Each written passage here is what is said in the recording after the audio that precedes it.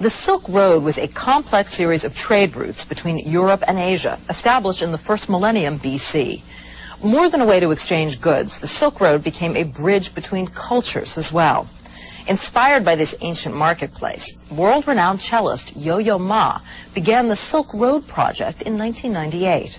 The goal, to bring back the spirit of intercultural exchange. Ali Velshi caught up with Yo-Yo Ma at the National Mall in Washington, D.C.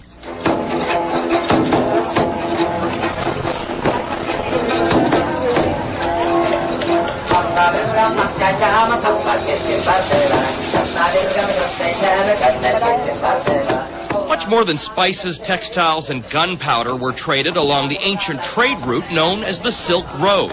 Musical traditions from Japan to the Mediterranean were also exchanged.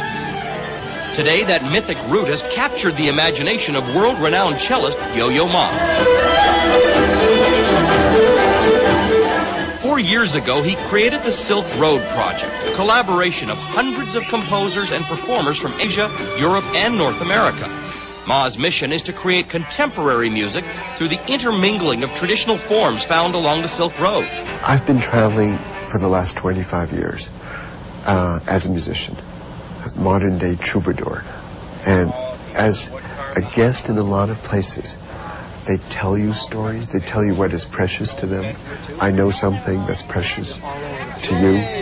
You might want something that's precious of mine. If we know what is precious to each other, we start a different conversation. Ellen Coe! You started this project in 1998, when it would have been a good idea anyway.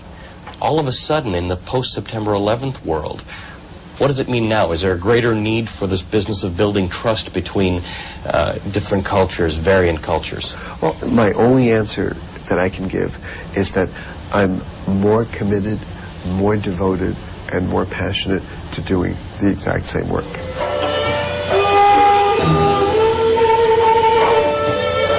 Kojiro Umezaki plays a traditional Japanese flute. He's been performing with the Silk Road Project for the past year. I think the exchange of ideas is just fascinating for us, because so many times, you know, if you're learning a traditional instrument like this, you can get caught up, I guess, in the system in which this is taught, the instrument is taught, and it's just a great way to just step aside from that just for a few moments, listen to other people, and exchange these musical ideas. Talk about business for a second. Talk about managing. You brought people together from all sorts of different cultures, and you tried to find commonality. I think that the one thing that I know is that I don't know so many things. I'm a terrible manager. I'm an ideas person, and in music, I try and translate ideas or what is very personal and internal from somebody else into me, into somebody else. And when that work is done, somebody else gets the idea. Once we have the experience of seeing something on stage in real form, that goes in deeper. And I hope more people will actually want to share their stories. And I think that leads probably to a better way of life.